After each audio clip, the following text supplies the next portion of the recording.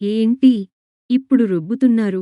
వెనక బాల్కనీలో ఓ మూలకి ఉన్న చిన్న రోటి ముందు ముక్కాలిపీట మీద కూర్చుని రోట్లో పోత్రాన్ని గిరగిరా తిప్పుతూ చకచకా రుబ్బుతున్న పార్వతమ్మ వెనకనుంచి వచ్చిన కోడలి ప్రశ్నకి ఒక్కసారి ఉలిక్కిపడింది. వెంటనే తేరుకుని, నీకు నేను సమాధానమిచ్చేదేం తన్నట్టు మళ్లీ పోత్రాన్ని ఇంకా స్పీడుగా తిప్పసాగింది. మిమ్మల్నే ఈ టైంలో ఏం రుబ్బుతున్నారు? ఓ అడుగు ముందుకేసి రోట్లోకి చూసిన సుభద్ర మొహం ఆశ్చర్యంతో విప్పారింది. ఇప్పుడు కందిపచ్చడి రుబ్బుతున్నారా? ఎందుకు? పార్వతమ్మ తొణకలేదు. మహా గంభీరంగా, అవును. ఇప్పుడే. ఏమిప్పుడు కందిపచ్చడి రుబ్బుకోకూడదని ఎక్కడైనా రూలుందా? అహాన్, అది కాదు. అదిప్పుడు ఎవరు తింటారు అని. కొబ్బరేసి క్యాబేజీ కూర చేశాను కదా. హూన్. ఆ చప్పిడి కూరలతో నా కొడుకు కడుపు మార్చేస్తున్నా. క్యాబేజీ కూడా ఓ కూరేనా? దాని మొహాన ఎంత పోపెట్టినా ఓ రుచాపచా. చప్పగా ఏడుస్తుంది. వాడు అర్ధాకలితో లేవాల్సిందే. ఏదో ఈ మాత్రం కాలు చెయ్యి ఆడుతున్నాయి కనక నా కొడుక్కి కాస్త హితవుగా కందిపచ్చడి చేసి విస్తట్లో వేద్దావని చేస్తున్నాను. దీనిక్కూడా నీ పర్మిషన్ కావాలేంటి? దబాయింపుగా అన్న పార్వతమ్మ మాటలకి సుభద్రకి చిర్రెత్తుకొచ్చింది. హబ్బో! మీరే కన్నారు మహా కొడుకుని. మీ కొడుకేవీ బాలా కుమారుడు కాదు. కూతురి పెళ్లిచేసి పంపించిన 60 ఏళ్లకి దగ్గరవుతున్న మనిషి. బీపీ షుగరు అప్పుడే ఒంట్లోకి చేరాయి. అవన్నీ చూసుకుంటూ నేను జాగ్రత్తగా ఆయనకి వండిపెడుతుంటే మీకే ఏదో మహాప్రేమున్నట్టు ఈ రాత్రిపూట కందిపచ్చడి చేసి ఆయన విస్తట్లో వేస్తే ఆయనకి అరగొద్దు. తర్వాత ఏవైనా అజీర్ణం గట్రా పట్టుకుంటే ఎవడు పడతాడు బాధ? నేనేగా. అలాంటి అజీర్తి రోగేం కాదు నా కొడుకు. రాళ్ళు తిన్నా హరాయించుకోగలడు. నీకే ఎక్కడలేని సూకరాలూను. పని చెయ్యాల్సొస్తుందని తినడం మానేసే నువ్వు కూడా నాకు చెప్పడవే. పార్వతమ్మ మాటలకి తిక్కరేగింది సుభద్రకి. మరే, మేం సుకుమారులమే. అందుకే మాకు సూకరాలు. మీరంతా బండ మనుషులు. రాళ్ళు తిన్నా హరాయించుకుంటారు. హూన్. నాకెందుకు ఈ అక్కర్లేని వెంపర్లాట? మీరు మీ కొడుకు చూసుకోండి. అయినా శుబ్బరంగా మిషనుండగా ఈ రోటితో తంటాలు పడ్డం ఎందుకు? ఆనక ఒళ్ళు నొప్పులంటూ మంచవెక్కడమెందుకు? మూతి తిప్పుకుంటూ, కొంగు నడుం చుట్టూ దోపుకుంటూ, విసురుగా వంటింట్లోకెళ్ళిపోయింది సుభద్ర. మిషన్లో రుబ్బాలిట కందిపచ్చడి మిషన్లో. ఈవిడగారింకా చెప్పలేదనే కాబోలు నేను రోటి ముందు కూర్చుంటా. అయినా ఎద్దుకేం తెలుసు అటుకుల రుచని? రోట్లో రుబ్బే కందిపచ్చడి రుచి దీని మొహానికేం తెలుస్తుంది? ఇంగువ బాగా దట్టించి కనకపోపు పెడితేనా ఈ పచ్చడికి? ఆ వాసనకి లంఘనాలు చేసేవాడు కూడా లేచి విస్తరి ముందు కూర్చుంటాడు. హూన్. వాడు బొత్తిగా నోట్లో నాలిక లేనివాడు కనక అమాయకుణ్ణి చేసి కొంగున కట్టేసుకుంది. అది విస్తట్లో వేసింది తినడవే తప్పితే ఒక్కనాడైనా నోరు విప్పి ఇది చెయ్యా మని దాన్నడిగేడా? వెర్రినాగన్నా. ఏదో వాడు కడుపునిండా ఏం తింటాడో తెలుసు కనుకనే అడక్కుండానే అమ్మని కనుక ఇలా తంటాలు పడుతున్నాను. కనీసం ఈ పూటైనా వాడికిష్టమైన ఈ కందిపచ్చడితో బిడ్డ కడుపునిండా తింటే చాలు. అవును. ఇంతకీ ఈ పూట ఇది అన్నం వండిందా? రొట్టెలు చేసిందా? కందిపచ్చడి రొట్టెల్లో ఏం బాగుంటుంది? అని నెమ్మదిగా గొనుక్కుంటూ కోడలు అన్నం వండిందో లేదోనని అనుమానం రాగానే గట్టిగా ఓ కేకెట్టింది పార్వతమ్మ. ఇదిగో పిల్లా! ఈ పూట రొట్టెలు చెయ్యకు. అన్నం కూడా ఓ గుప్పెడు బియ్యం ఎక్కువ పడేయి. కందిపచ్చడుంటే వాడు 2 మెతుకులు ఎక్కువే తింటాడు. అత్తగారు పార్వతమ్మ పెట్టిన కేక విన్న సుభద్ర విసుక్కుంది. ఈవిడ చాదస్తంతో చస్తున్నాను అనుకుంటూ రొట్టెల కోసం కలిపిన పిండిలో అత్తగారికి కావాల్సిన 2 రొట్టెల వరకు అయ్యే పిండినిమటుకు పైనుంచి మిగిలినది ఫ్రిజ్లో పెట్టేసి కుక్కర్ పెట్టడానికి బియ్యం డబ్బా మూత తీసింది. హాల్లో రాఘవతోపాటు స్పీకర్ ఫోన్లో వీళ్ళిద్దరి సంభాషణ వింటున్న రాఘవ కూతురు సరోజ ఫక్కున నవ్వింది. విన్నావామ్మా? నీకేం నువ్వెళ్ళి ఢిల్లీలో కూర్చున్నావు. నాకు మటుకు వీళ్ళ గొడవ తప్పటం లేదు. రాఘవ మాటలు విన్న సరోజ నవ్వుతూనే చెప్పింది. పెళ్ళయ్యేదాకా రోజూ నా పెంపకం గురించి ఇద్దరూ ఇలాగే గొడవపడేవారు నాన్న. ఇప్పుడు నీ గురించన్నమాట. మొత్తానికి నీకు కాలక్షేపం బాగానే ఉంటుందిలే. ఏం చేస్తామమ్మా? ఇద్దరూ ఇద్దరే. ఇద్దరికీ నువ్వన్నా నేనన్నా మమకారమే. ఎవరి పద్ధతిలో వాళ్లు దాన్ని చూపించుకోడానికి చేసే ప్రయత్నమే ఇది అంటూ తేల్చేశాడు రాఘవ. సరే నాన్నా, ఇంకివాళ కుదర్దులే కానీ రేపు మాట్లాడతాలే వాళ్ళిద్దరితో అంటూ ఫోన్ పెట్టేసింది సరోజ. రాఘవ తీరుబడిగా కూర్చుని టీవీలో క్రికెట్ చూడ్డం మొదలెట్టాడు. కాని క్రికెట్ కామెంటరీ కన్నా గట్టిగా అత్తాకోడళ్ల సంభాషణ రాఘవ చెవిలో పడుతోంది. అన్నం వండాలిట అన్నం. 2 పూటలా ఆ అన్నం తినకూడదని ఎంతమంది డాక్టర్లు చెప్పటం లేదు. కార్బోహైడ్రేట్లు ఎక్కువగా తినకండో అని ముప్పొద్దులు అందరూ డాక్టర్లు ఆ టీవీలో ఘోష పెడుతూనే ఉంటారు. కాని ఇలాంటి చాదస్తం మనుషులు వినిపించుకుంటేనా? సుభద్ర బియ్యం కడుగుతూ ఎంత నెమ్మదిగా విసుక్కున్నా ఆ మాటలు పార్వతమ్మ చెవిలో పడనేపడ్డాయి. అవునమ్మా, కడుపునిండా తినమనడం కూడా చాదస్తమైపోయింది ఇంట్లో. అక్కడికి పెద్దాడికి చెప్తూనే ఉన్నాను. చిన్నాడి దగ్గరికి వెడతాను టిక్కెట్టుకొని రైలెక్కించరా అని. అక్కడైతే ఎంచక్క వంటిల్లంతా నా అజమాయిషీలోనే ఉంటుంది. ఏం చేసినా సంబరపడిపోతూ తింటారు చిన్నాడు.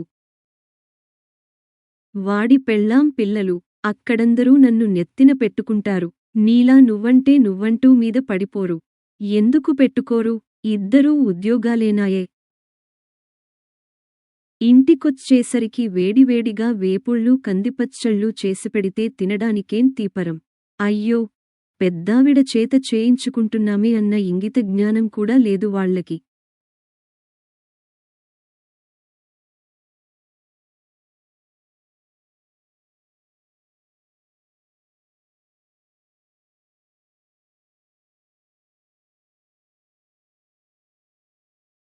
అలాంటివాళ్లే నచ్చుతార్లెండి మీలాంటి వాళ్లకి. తీయతీయగా కబుర్లు చెప్పి ఇంటెడు చాకిరీ చేయించుకుంటారు. అక్కడికే వెళ్ళండి ఎవరొద్దన్నారుట. మరే, నీ పర్మిషన్ కోసమే చూస్తున్నాను నేను పాపం. వెళ్ళిన దగ్గర్నించి మొగుడి చేత ఫోన్లమీద ఫోన్లు చేయించి 10 రోజులు కూడా ఉండనీయకుండా వెనక్కి రప్పించేసిందెవరో. ఎంత జానవి కాకపోతే మొగుణ్ణి కొంగున కట్టేసుకుని వాడితో చెప్పించి నన్ను వెనక్కి రప్పించేస్తావు? పొత్రాన్ని మరింత గిరగిరా తిప్పుతూ అడిగింది పార్వతమ్మ. అబ్బో, మీమీద ప్రేమ కారిపోతోందని రప్పించేశాను పాపం. మీ ముద్దుల కొడుకు అమ్మమీద బెంగపెట్టేసుకుని తిండి తినకపోతుంటే పిలిపించండి అనాల్సొచ్చింది. లేకపోతే మీచేత మాటలు పడటం నాకేవైనా సర్దానా? రైస్ కుక్కర్ స్విచ్ వేస్తూ అంది సుభద్ర. ఉండదు మరి బెంగ. మా ఇళ్లల్లో ప్రేమలు అభిమానాలు ఎక్కువేనమ్మా. మీవాళ్లలాగా మాట్లాడితే మొహం చిట్లించుకునే రకాలం కాదు మేము. నాకేం కావాలో నా కొడుక్కి తెలుసు. నా కొడుక్కేం కావాలో నాకు తెలుసు. ఇంతకీ ఈ పచ్చట్లో ఉప్పు సరిపోయిందో లేదో కాస్త చూసి చెప్పు. నా చేతికి ఉప్పు కాస్త తక్కువే పడుతుంది మరి. రుబ్బుతున్న పచ్చట్లోంచి ఉసిరికాయంత ముద్ద తీసి బియ్యం కడుగునీళ్లు బాల్కనీలోని కుండీలో ఉన్న మొక్కలో పొయ్యడానికొచ్చిన సుభద్ర చేతికి పామింది పార్వతమ్మ. అరచేతిలో వేసిన ఆ పచ్చడిని నాలుకతో చప్పరించి, కాస్త తక్కువైందిలెండి. అయినా ఇంక వేయకండి. ఉప్పు తక్కువ తినాలని డాక్టర్లు చెప్తున్నారు. వాళ్లకేం ఎన్నైనా చెప్తారు. కందిపచ్చట్లో ఉప్పు తక్కువైతే జిహ్వ చచ్చిపోతుంది. జిహ్వకి అంటనప్పుడు ఇంక ఇంత కష్టపడి పచ్చడి చేసుకోవడం ఎందుకు? అంటూ పక్కనే పెట్టుకున్న ఉప్పు జాడీలోంచి చారెడు ఉప్పు తీసి సుభద్రకి చూపిస్తూ, ఇది సరిపోతుందా? అనడిగింది. అబ్బే, అంతక్కర్లేదు. సగం చాలు అంటూ ఇంక అక్కణ్ణించి లేస్తారా? ఇప్పటికే ఆ కాళ్ళు కదుములు కట్టేసి ఉంటాయి. చెయ్యందించమంటారా అని చెయ్యి చాపింది సుభద్ర. ఇంతలో హాల్లోంచి రాఘవ, సుభద్రా, నీకేదో ఫోనొచ్చింది అని పిలవడం వినిపించింది. అదుగో, ఏదో ఫోనొచ్చిందిట. నువ్వు వెళ్ళు తల్లి, నా తంటాలేవో నేను పడతాను అంటూ పొత్రాన్ని మళ్లీ తిప్పడం మొదలెట్టింది పార్వతమ్మ. ఇంక ఏం చెప్పినా ఆవిడ వినదని నిర్ధారించుకుని హాల్లోకి వెళ్ళింది సుభద్ర. వసంత, ఫోన్ అంటూ ఫోనందించాడు రాఘవ. వసంత వీళ్ల ఫ్లాట్కి ఎదురుగా ఉన్న ఫ్లాట్లోనే ఉంటోంది. రోజూ కాసేపు కబుర్లు చెప్పుకుంటే కాని ఉండలేనంత మంచి ఫ్రెండ్స్ ఇద్దరు.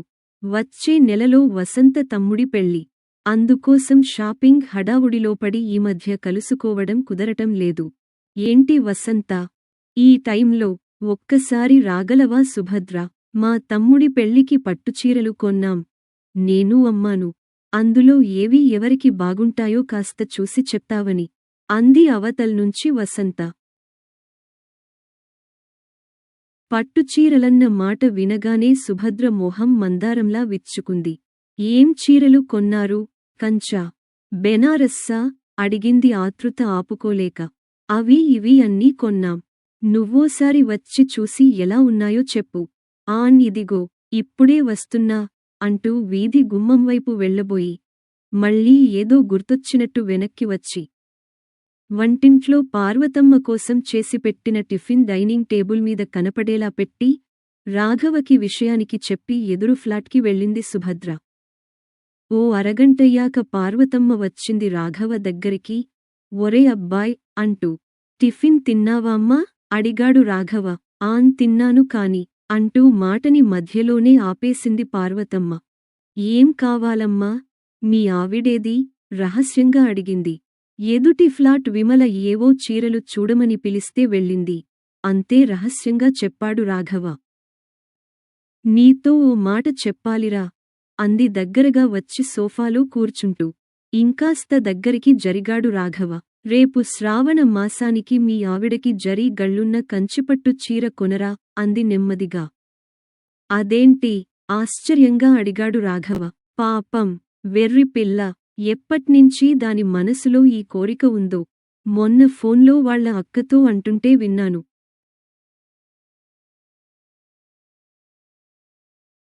ఇన్నేళ్ల నుంచి పాపం మనం ఏది కొంటే అదే కట్టుకుంది కాని ఎప్పుడూ నోరు తెరిచి నాకిది ఇష్టం అని చెప్పలేదు. నువ్వేమీ లోటు చేశావని కాదనుకో. కాని ఇన్నాళ్ళూ పిల్ల పెళ్లి బాధ్యతుంది కనుక ఇద్దరూ పొదుపుగా సంసారం చేసుకుంటూ దాన్ని ఓ ఇంటిదాన్ని చేశారు. ఇప్పటికైనా కాస్త దాని ఇష్టాయిష్టాలు చూసి చేస్తుండు అంది. అలాగే అమ్మా అన్నాడు రాఘవ గొంతు నిండుగా. సరేరా అయితే నేనింక పడుకుంటాను. కందిపచ్చడి చేశాను. మర్చిపోతుందేమో వేయడం. అడిగి వేసుకుని తిను అంటూ తన గదిలోకి వెళ్ళిపోయిందావిడ. సీరియస్గా క్రికెట్ చూస్తున్న రాఘవ మీద ఏదో పడినట్టవడంతో ఒక్కసారి ఉలిక్కిపడ్డాడు. తీసి చూస్తే అదేదో ఆయింట్మెంట్. గబుక్కున వచ్చి దాన్నందుకుంది సుభద్ర. అయ్యో చూడలేదండి. ట్యూబ్లో ఇంకేమీ లేదని పక్కన పడేస్తుంటే పొరపాటున మీమీద పడింది. నువ్వెప్పుడొచ్చావ్ వసంత వాళ్ళింటి నుంచి? అడిగాడు రాఘవ. ఇందాకనే వచ్చాను. మీరా క్రికెట్లో మునిగిపోయున్నారు. ఏ దొంగాడైనా ఇంట్లో చొరబడినా ఇంతే అంటూ సుభద్ర టేబుల్ మీద కుప్పగా పోసిన ట్యూబుల్లో దేనికోసమో సీరియస్గా వెతుకుతోంది. ఏం కావాలి? అడిగాడు. పెయిన్ బామ్ అండి. ఇక్కడే ఎక్కడో ఉండాలి. ఏం నడుం నొప్పిగా ఉందా? నాక్కాదు, మీ అమ్మగారికి. చూడండి కాళ్ళు రెండూ ముడుచుకుని ఎలా పడుకున్నారో.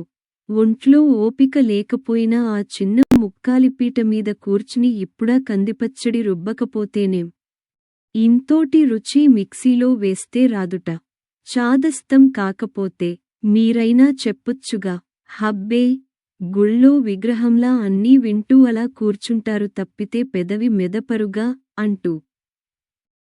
అటు పక్కన దొరికిన పెయిన్ బామ్ ఆయింట్మెంట్ ట్యూబ్ పట్టుకుని పార్వతమ్మ గదిలోకి వెళ్లిన సుభద్ర మాటలు అక్కణ్ణించి హాల్లో ఉన్న రాఘవ చెవిలో కూడా పడ్డాయి. ఓసారి కాకపోతే ఓసారైనా చెప్పినమాట వినాలి. మీరేమైనా బాలాకుమారి అనుకున్నారా? రోట్లో కందిపచ్చడి రుబ్బెయ్యడానికి ఆ కాళ్ళిలా చాపండి. కాస్త మందు రాస్తాను. రోజురోజుకీ మీ చాదస్తంతో చస్తున్నాను. ఇప్పుడు మీ అబ్బాయి ఆ కందిపచ్చడి తినకపోతే వచ్చే నష్టమేమిటో. హూన్ ఏం చేస్తాం? నాకు తప్పుతుందా? పెద్దవారు అలా కాళ్ళు మునగదీసుకు పడుకుంటే ప్రాణం ఉసూరు మనదు. ఇదిగో ఇప్పుడే చెప్తున్నాను. మీరు మళ్ళీ ఇలాంటి బండపనుల జోలికెడితే మటుకు నేను మా పుట్టింటికి వెళ్ళిపోతాను. మీరు మీ అబ్బాయికి కందిపచ్చడే రుబ్బి పెట్టుకుంటారో కందాబచ్చలే చేసుకుంటారో మీ ఇష్టం. ఆ మాటలని వింటున్న రాఘవ ఈ అత్తాకోడళ్ళకి తనూ తన కూతురు కన్నా వాళ్లల్లో వాళ్లకే ఒకరంటే ఒకరికి మహా మమకారం అనుకుని నవ్వుకున్నాడు.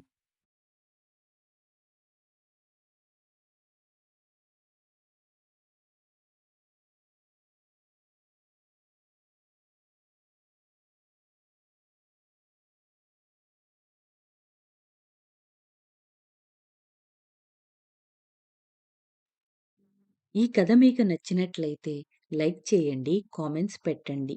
ఇంకా మీ బంధుమిత్రులకి షేర్ చేయండి. ఛానల్‌ని మొదటిసారిగా చూస్తున్నవారు సబ్స్క్రైబ్ చేసుకుని, గంట పైన నొక్కి ఆల్ ఆప్షన్ సెలెక్ట్ చేసుకొని మమ్మల్ని ప్రోత్సహించండి.